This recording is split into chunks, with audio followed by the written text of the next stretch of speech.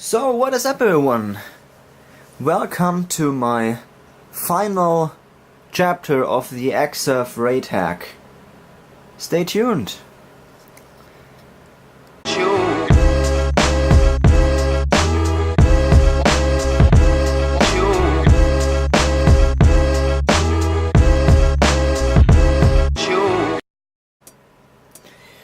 So what is up, guys? Welcome back to the show. This will be the last video for my Xserve raid hack. It's currently not finished, but it works.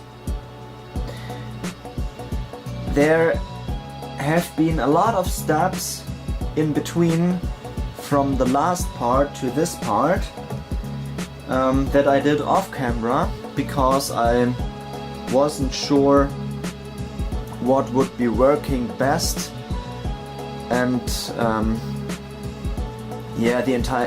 I wasn't sure about the entire process, how to do what, and there were a lot of things that went wrong, but I will run you through all of that. So, the first and obvious thing that you can see is that in this current setup I have 4 fans working. One in the PSU, one up here, one here on the back, and one of the CPU. That has a reason. And the reason is quite interesting and caused me a lot of headaches. So yeah, the last thing I've showed you was the step where I inserted the drive base here on this part, and to this moment they still are wired in.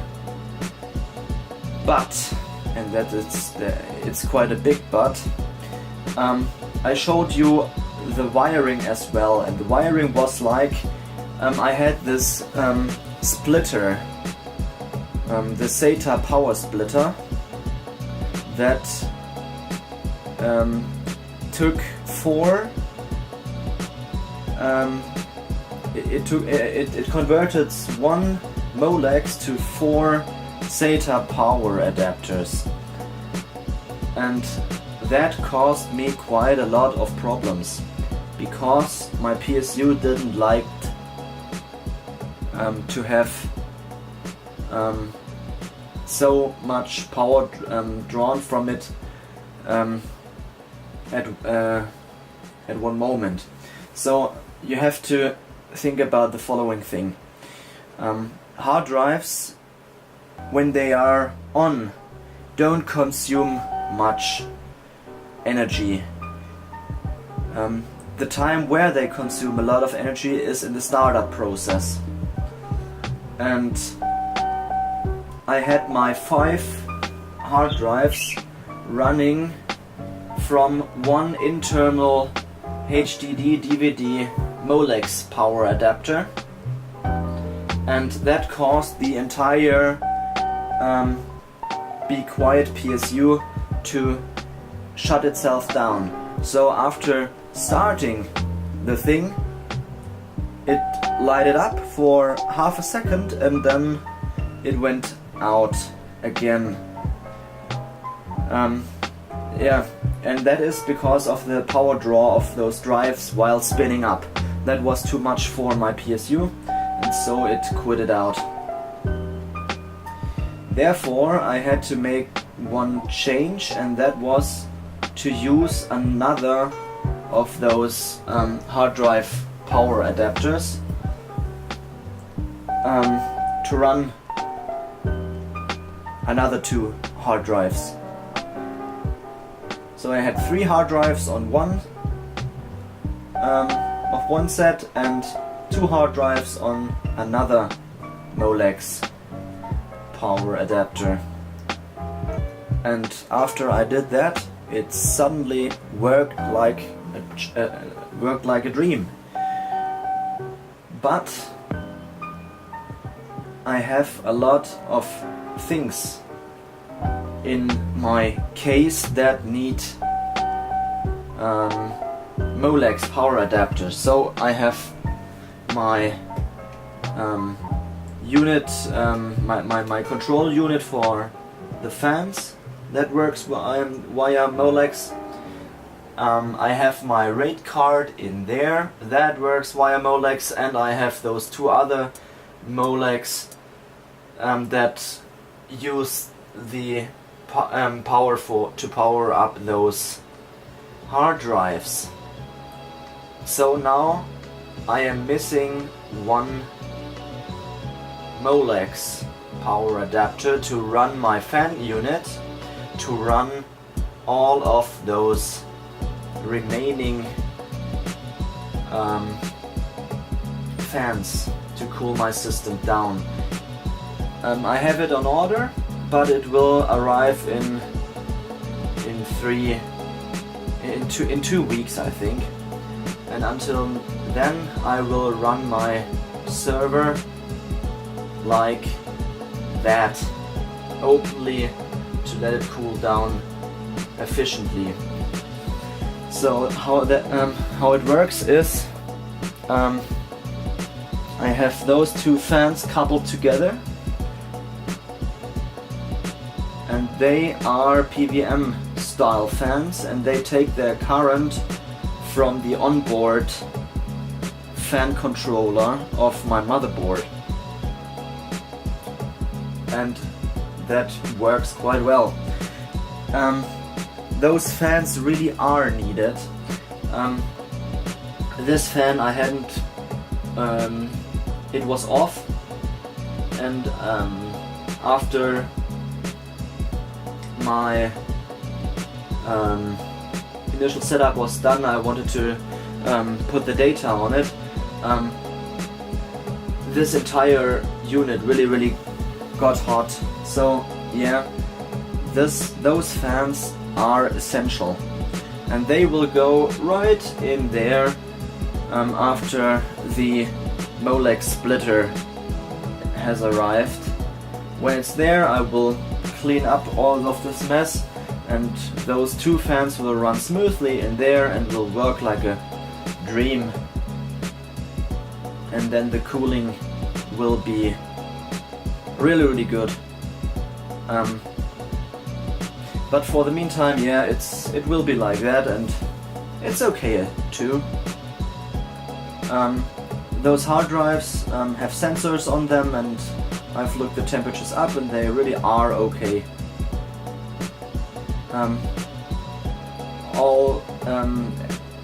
And the other thing is, yes, I don't let the my server run all of the time.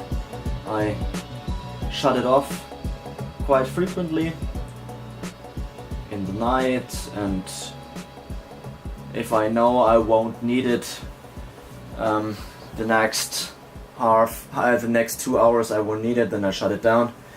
And that's quite convenient, and it will save a lot of time, a lot of run time to my hard drives. Failure will be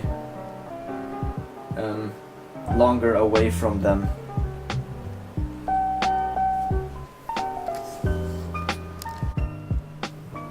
So now to the things that I have done in the meantime. I hope you can see this cable up here. That is my power connector. So this cable goes to the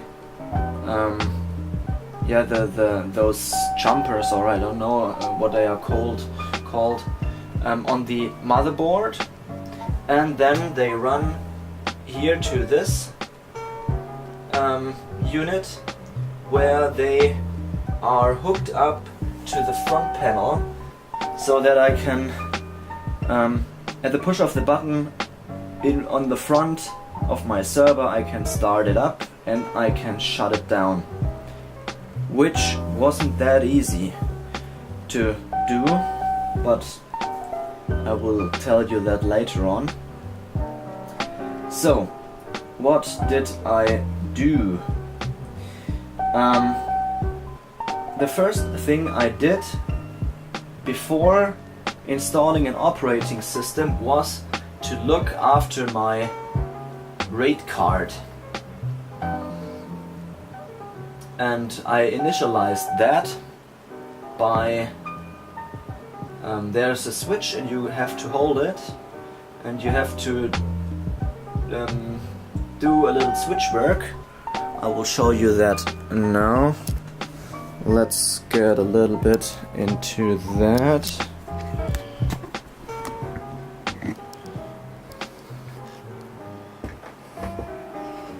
So let's have a look what we can see in there. So yeah, the flashing lights down there, that is my RAID card. And there in the center of the image you can see the switches.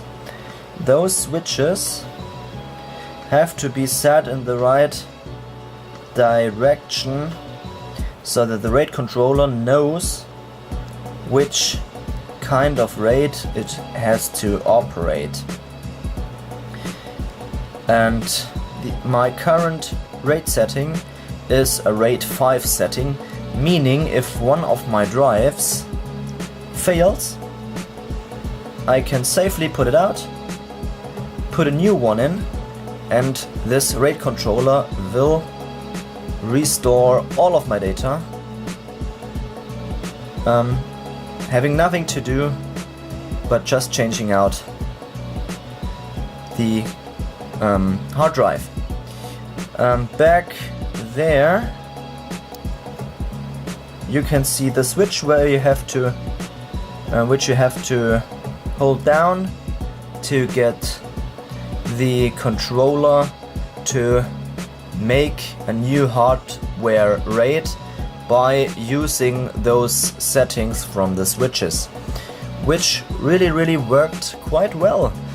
It was easier than I had expected, and being a hardware RAID, in software it came, those 5 drives came up as one big drive, so it works. The RAID system works. This controller works by I have to focus in. So there you can see the 5 SATA cables going into from the drives, being 2 there, 2 there, and 1 there. Sorry. So 2 there, 2 there, 1 there, going into the RAID, from the hard drives into the RAID controller. And then this SATA cable goes out to the motherboard, where currently I have two ports from 4 used. One used by the RAID controller and the other one used by my SSD, in which on which I have my system set up.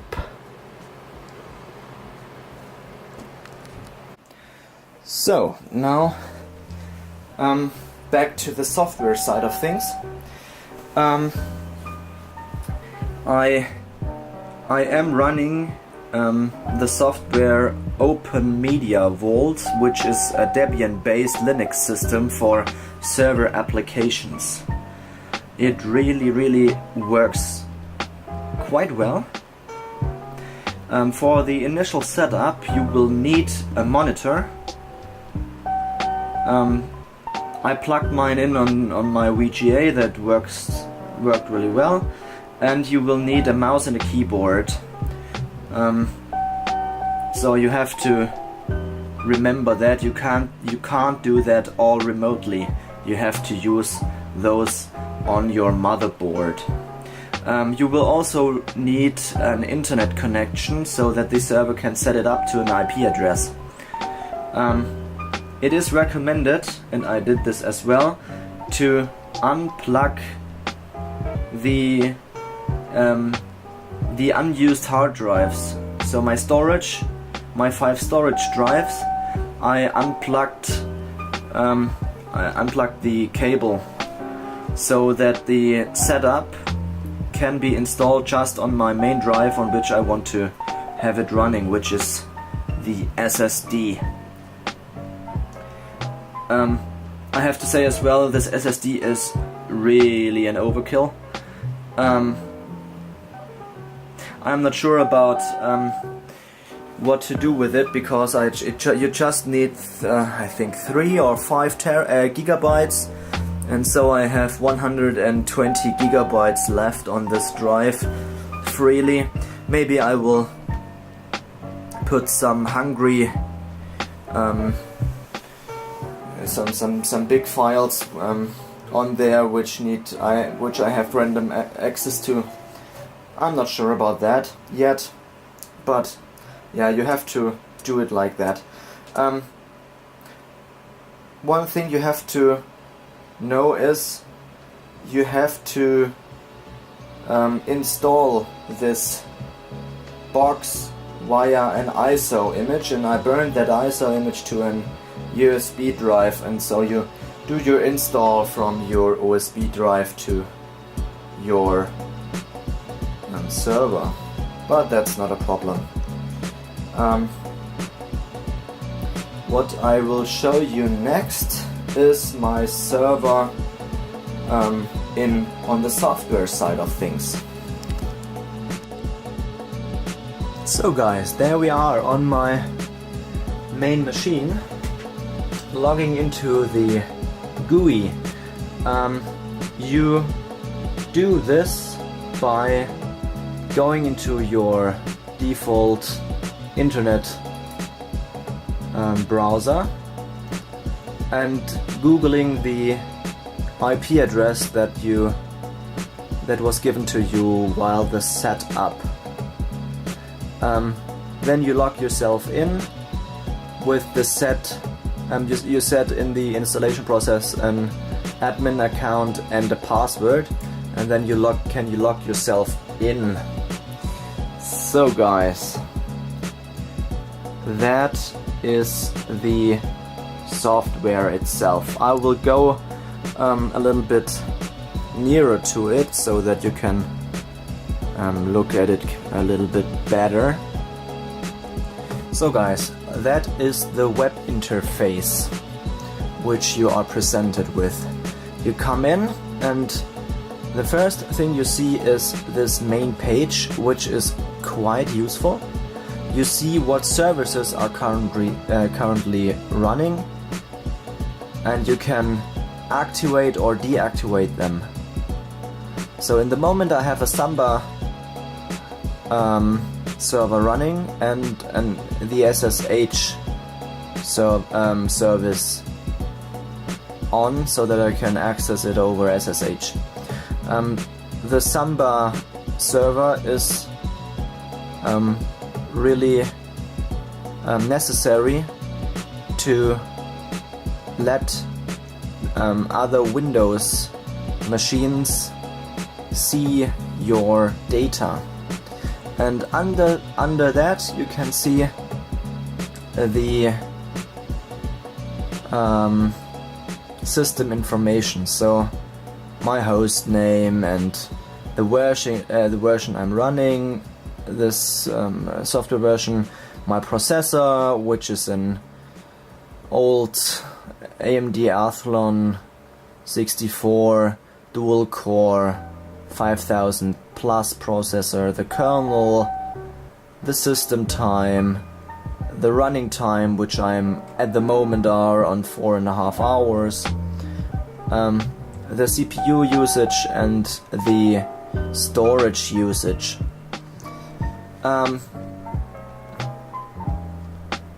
yeah, what was necessary for me was I have to go to the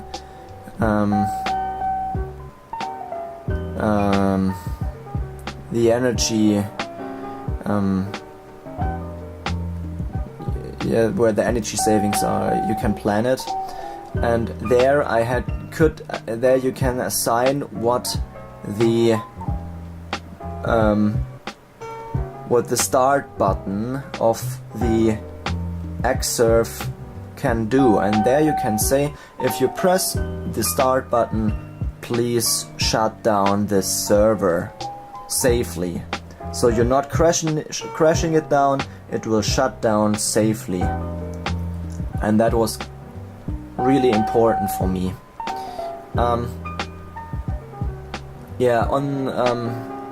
You can load a lot of different plugins into the software. I haven't done that at this moment. I will do it. I will do a Plex server. So I'm planning to do a Plex server, Plex media server on it, and I will do an iTunes server on it, I think. But those are steps in the future, not right now. Yeah, so you can install a lot of really special and really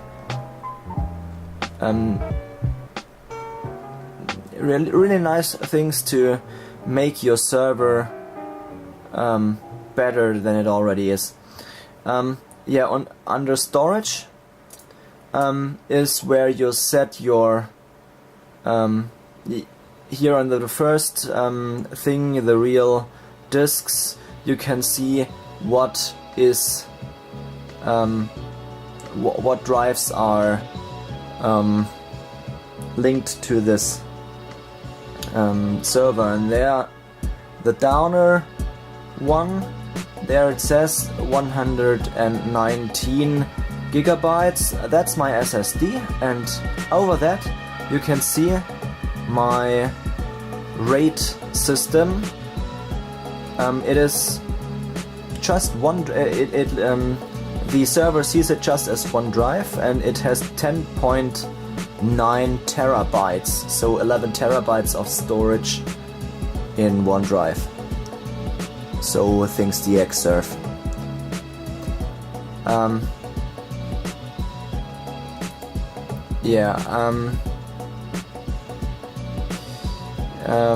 You could do a software RAID in this as well. I haven't done it. I have a hardware RAID. That's it, and that's enough. Under the last point here, file systems, I think it's called in English. You have to mount your hard drive which you will use, and then you have to click to the plus, and then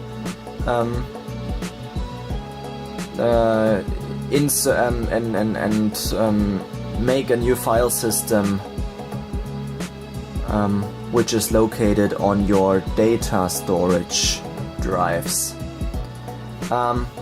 Under the next point, you have your user control. You can add users, you can add groups, and the main point, you can add the structure. So the file,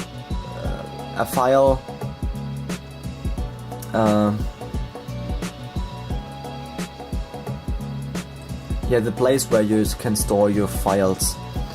Under that, another main point where I was the longest time are the different servers that you can start on the server, the services. So you can have an FTP, an NFS, Resync, Samba, SNMP, I don't know what that is, the SSH service, and the TFTP service. I had a lot of trouble getting it to work with my Samba as a Samba server, which is necessary because my main machine,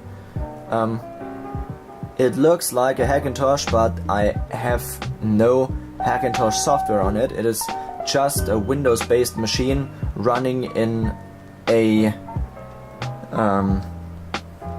an old Apple Pro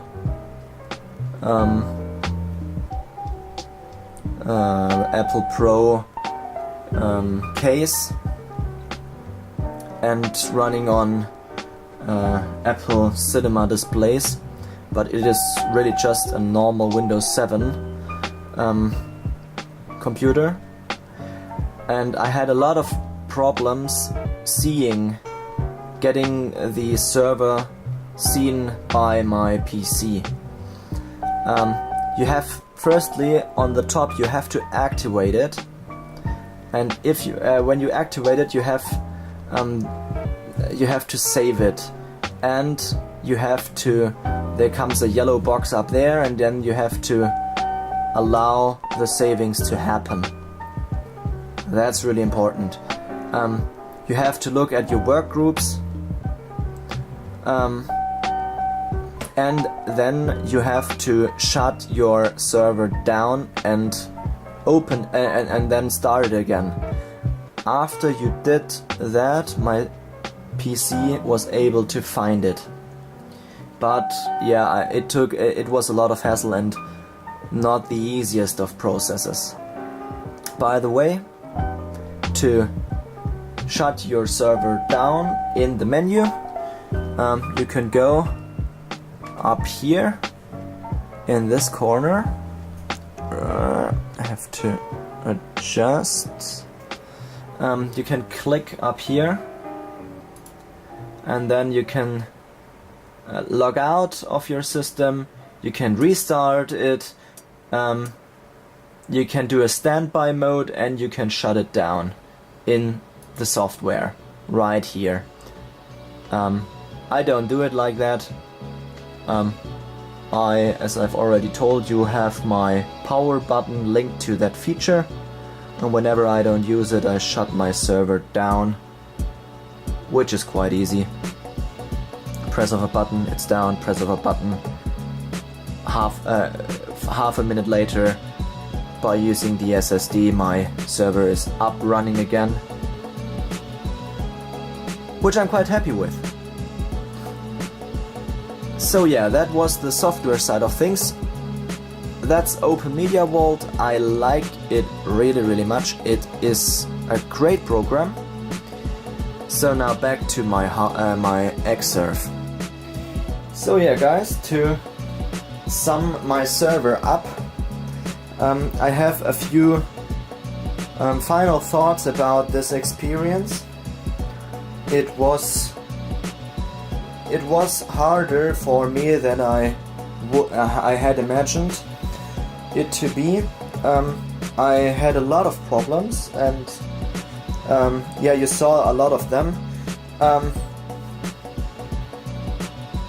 But I think I'm quite happy, and this server will run me a lot of times, a long time in the future. It is really future-proof for storage.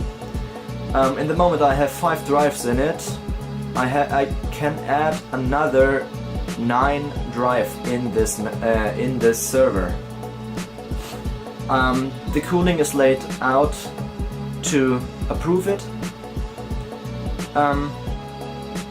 The only thing I would have to do is I would have to buy 2 more of those hard drive controllers, which, yeah, they are a bit expensive, but that's okay. They cost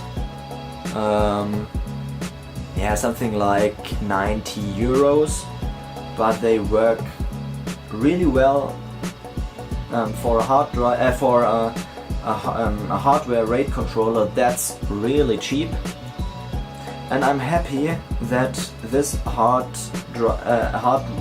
RAID doesn't use PCI Express. Most of them use PCI Express, but my my motherboard just has one PCI Express port, and that is used up by my Ethernet controller for having a gigabit Ethernet. I have one little problem with this setup right now, and that is the I have a few Blu-rays that I ripped onto my hard drives, and that just is yeah, the system isn't capable of playing Blu-rays back. That's too much data for it in this setup. Because the problem is, those 5 hard drives go into, they share one SATA port on this, on my motherboard, and so that is the problem. DVDs are no problem whatsoever. I have a lot of DVDs and they work great, but that is a problem. So what I think I will do is, I have two another SATA ports free. I will include two 5 terabyte drives going directly into the motherboard, going in with rate 0 to getting them to speed up as much as possible, and putting the backing up the data to the RAID hard drives. That will accommodate all of my needs. I'm really happy with it. It is really comfortable to use, and it is silent. A silent server. I'm happy with it. Thank you very much for watching. Goodbye.